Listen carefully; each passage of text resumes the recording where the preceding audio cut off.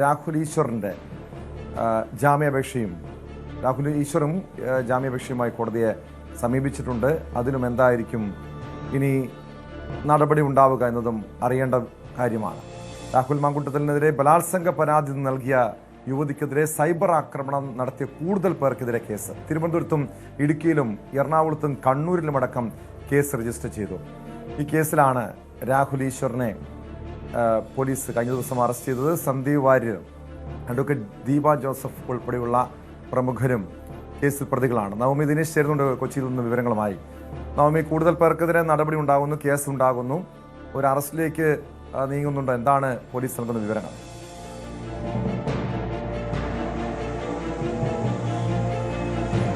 Tom, ഇതുവരെ 20 കേസുകളാണ് police register ചെയ്തിരിക്കുന്നത്. അത് കേരളത്തിൽ എല്ലാ ജില്ലകളിലും കേസ് ഉണ്ടെന്നാണ് ഏറ്റവും പ്രധാനപ്പെട്ട കാര്യം.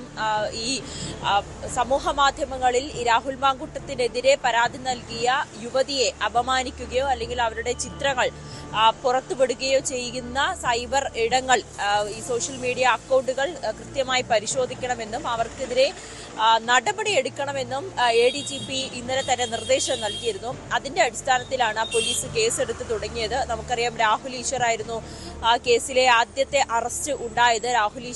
രാഹുൽ ഈശ്വറിന് ശേഷം സന്ദീപ് വാര്യറും മുൻകൂർ ജാമ്യം തേടി കോടതിയെ സമീപിച്ചിരിക്കുകയാണ്. ആ ഒരു ഘട്ടത്തിലാണ് കൂടുതൽ ആളുകൾക്ക് എതിരെ കൂടി കേസെടുത്തിരിക്കുന്നത്. ഇതുവരെ 20ഓളം പേർക്കെതിരെ കേസെടുത്തു എന്നാണ് പോലീസ് സേനയിൽ നിന്നും വ്യക്തമാകുന്നത്. ഇതിൽ എറണാകുളത്തെ 2 കേസുകളാണ് എറണാകുളം സൈബർ പോലീസ് എടുത്തിരിക്കുന്നത്. ഒന്ന് റസാഖ് PA, മറ്റൊന്ന് രാജു വിദ്യകുമാർ എന്നിവർക്കെതിരെയാണ് IT ആക്ട് പ്രകാരം ഇപ്പോൾ കേസെടുത്തിരിക്കുന്നത്. സമൂഹ മാധ്യമങ്ങളിലൂടെ ഈ പരാതിക്കാരിയുടെ ചിത്രം പങ്കുവയ്ക്കുകയും മോശമായിട്ടുള്ള കമന്റുകൾ ഇടുകയും ചെയ്തു എന്നാണ് ഇവർക്കെതിരെ ചുമത്തിയിരിക്കുന്ന കേസ്. ഇതിന്റെ അടിസ്ഥാനത്തിൽ ഇതുവരെ 2 പേരെയും ഉടനെ തന്നെ അറസ്റ്റ് ചെയ്യുമെന്നാണ് പോലീസ് വ്യക്തമാക്കുന്നത്. അതുകൂടാതെ തിരുവനന്തപുരത്തും ഇടുക്കിയിലും കണ്ണൂരിലും അടക്കം കേസുകൾ രജിസ്റ്റർ ചെയ്തിട്ടുണ്ട്.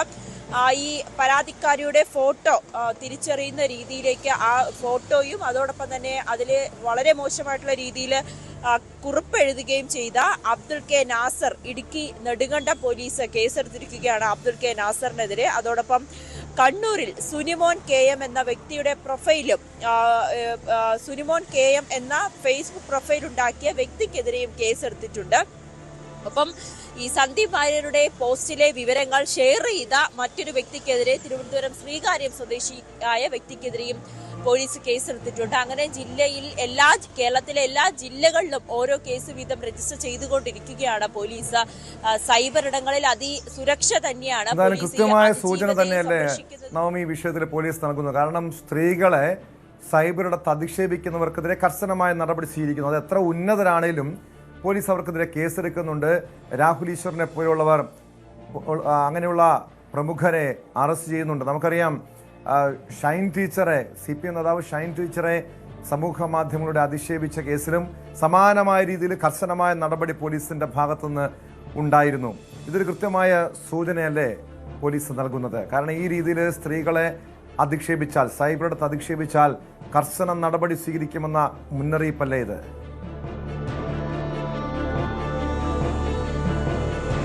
തീർച്ചയായും ടോം, ഇത്തരത്തിലൊരു പരാതി വന്നു കഴിഞ്ഞാൽ ഏറ്റവും കൂടുതൽ സൈബർ അതിക്രമം നേരിടുന്നത് സ്ത്രീകൾ തന്നെയാണ്, പരാതിക്കാർ തന്നെയാണ്. അവർക്കെതിരായിട്ട് വളരെ മോശമായ രീതിയിൽ അവരെയും അവരുടെ കുടുംബാംഗങ്ങളെയും ഒക്കെ വളരെ മോശമായിട്ടുള്ള രീതിയിൽ ഒക്കെ കുറിപ്പിടുകയും അല്ലെങ്കിൽ അത്തരത്തിലുള്ള കമന്റ് ചെയ്യുകയും ഒക്കെ ചെയ്യുന്ന ആളുകൾ നിരവധിയാണ്. നമുക്കറിയാം, ഇതിനു മുൻപും പല തരത്തിലുള്ള കേസുകൾ നമ്മൾ കണ്ടതാണ്.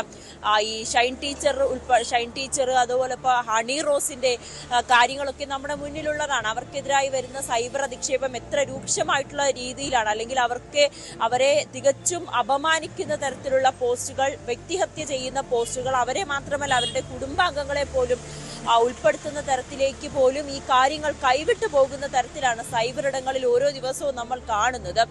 ഇവിടെയും അത് തന്നെയാണ്. ഈ രാഹുൽ മാങ്കൂട്ടത്തിനെതിരായിട്ടുള്ള പരാതി വരുമ്പോൾ തന്നെ അവിടെയും ഈ പെൺകുട്ടിയെ മോശക്കാരിയാക്കാൻ, അല്ലെങ്കിൽ ആ പെൺകുട്ടി ആരാണെന്ന് പുറം ലോകത്തെ അറിയിക്കാൻ വ്യഗ്രതപ്പെട്ടു നിൽക്കുന്ന ഒരുപാട് പേരെ നമ്മൾ കണ്ടതാണ്.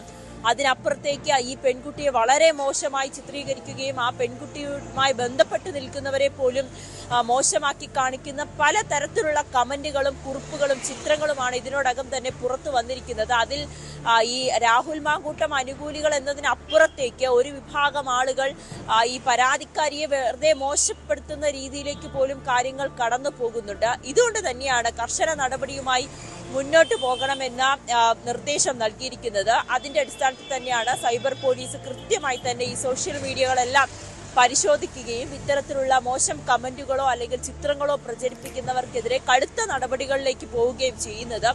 രാഹുൽ ഈശ്വറിന്റെ അറസ്റ്റോടുകൂടി നമ്മളത് കണ്ടതുമാണ്. അതുകൊണ്ട് തന്നെ ഇതിൽ യാതൊരു വിട്ടുവീഴ്ചയും ഇല്ലാതെ കടുത്ത നടപടികളിലേക്ക് തന്നെയാണ് സൈബർ പോലീസും കടന്നിരിക്കുന്നത്. വരും ദിവസങ്ങളിൽ കൂടുതൽ അറസ്റ്റുകൾ ഉണ്ടാകാനുള്ള ഒരു സാധ്യതയുമുണ്ട്.